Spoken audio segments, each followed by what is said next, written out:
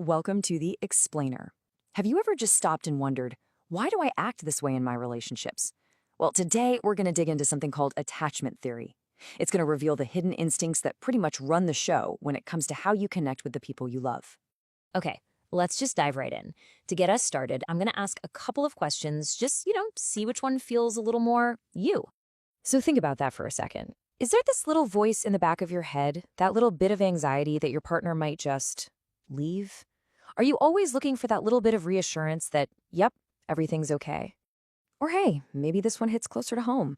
Do you find that you really value your independence? So much so that when someone gets super close, it starts to feel a little suffocating, like you just need some space? Now, whichever way you lean, these feelings aren't just random quirks. They're actually predictable patterns, and they're all explained by this really powerful framework called attachment theory. It was developed by a psychologist named John Bowlby, who wanted to map out our most basic relationship instincts. So where do these super powerful instincts even come from? Well, it turns out they're basically baked right into our biology. Let's take a quick look at the history behind why we need to connect so badly. I mean, think way back. For our prehistoric ancestors, being alone was basically a death sentence. You needed your tribe for food, for protection. Connection was literally survival. So, over thousands of years, evolution hardwired our brains to form these super strong bonds. And guess what? That ancient programming is still running the show today.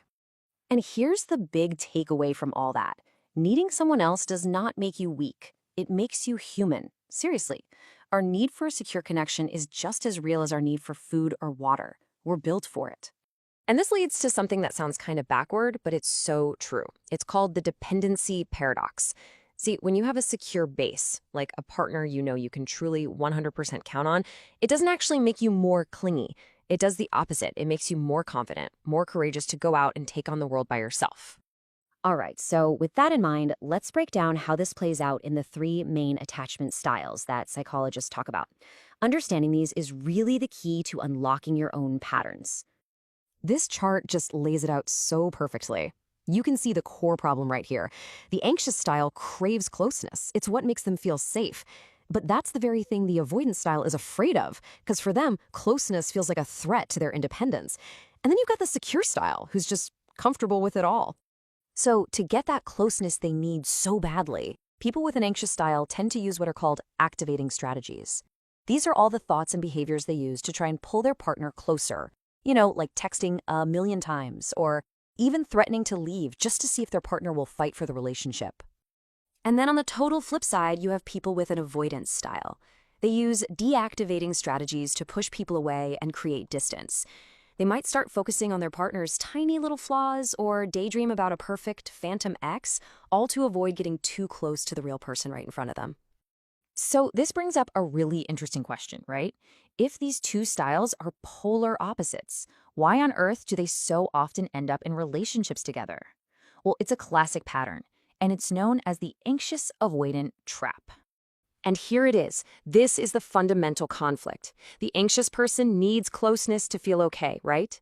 But that exact thing, closeness, is what triggers the avoidant person's fear and makes them want to run. It's like one person's medicine is the other person's poison.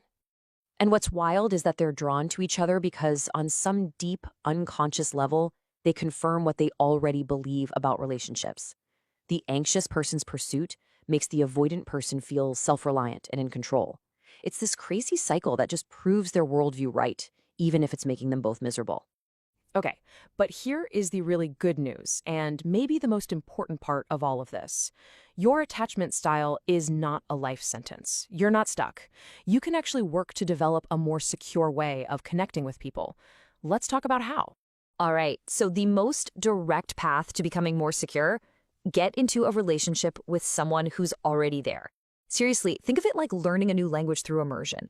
A secure partner provides that steady, safe base that calms down anxious tendencies.